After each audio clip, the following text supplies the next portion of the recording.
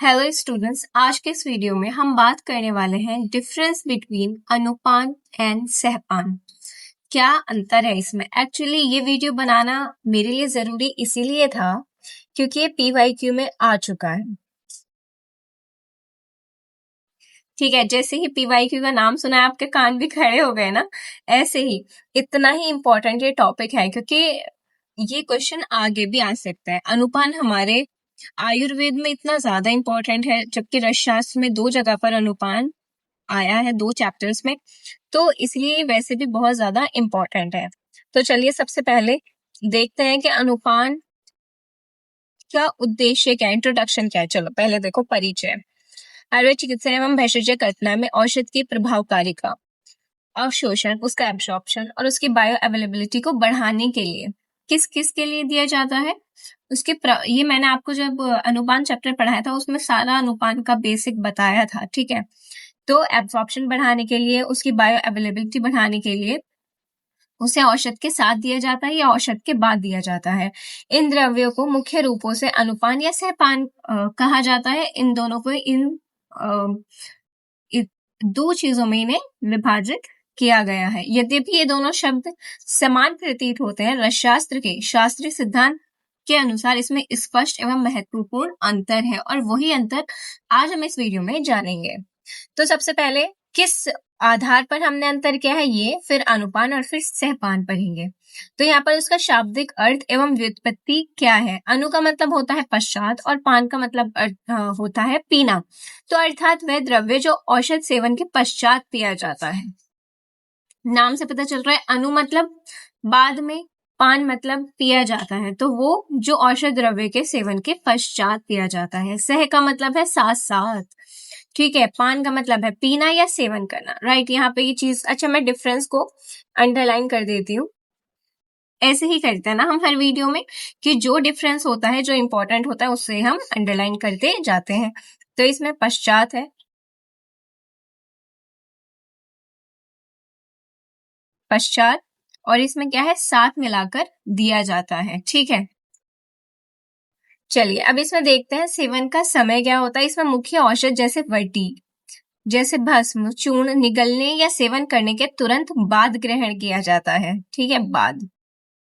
और इसमें मुख्य औषध के साथ अच्छी तरह मिलाकर या घोलकर एक साथ सेवन किया जाता है। समझ आ रहा है ना डिफरेंस।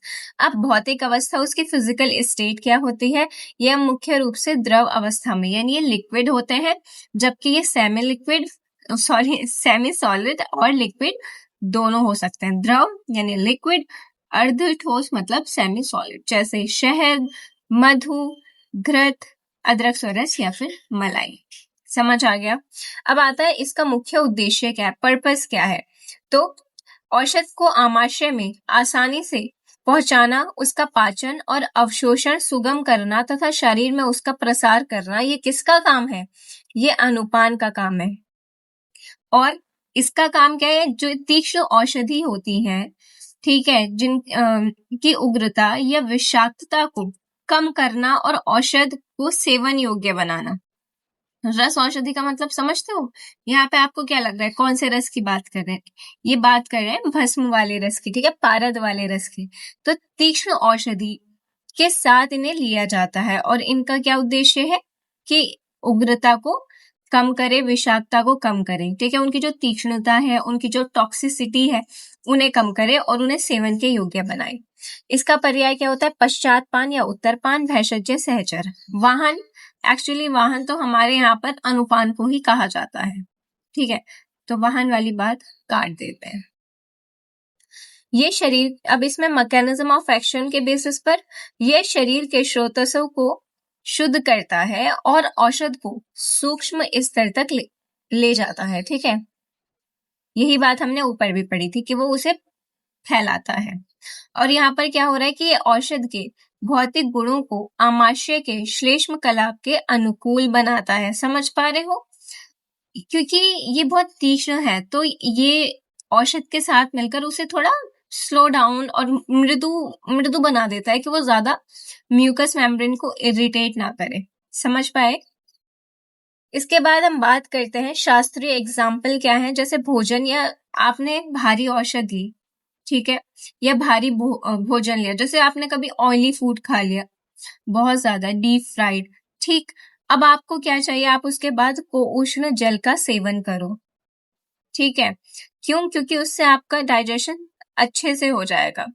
अब इसमें सहपान में एग्जाम्पल ये बोल रहे हैं कि जैसे आनंद भैरव रस है, यह रस सिंदूर है, उसके साथ किसको दिया जाता है, मधु को दिया जाता है, या अदरक के रस के साथ मिलाकर चाटने के लिए बोला जाता है।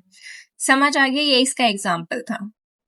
अब इसमें ये फिर से वो बात करें, ये श्लोक मैंने आपको अनुपान में इतनी बार याद कराया था, अनुपश्चात पीयते इति अनुपानम। ये श्लोक तो आपको अब तक रट लेना चाहिए था, नहीं रटा है तो आज रट लेना, ठीक है।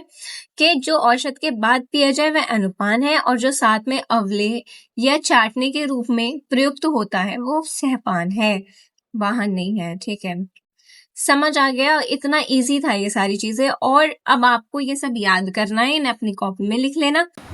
अगर आपको वीडियो पसंद आई है तो लाइक कीजिएगा, चैनल को सब्सक्राइब करना और वीडियो को ज़्यादा से ज़्यादा शेयर करना। अगर आपको इसके नोट्स चाहिए तो हमारे Telegram channel royal Ayurveda academy पर आपको मिल जाएंगे, आप वहां से जाकर इन्हें डाउनलोड कर सकते हो। Thank you so much for watching.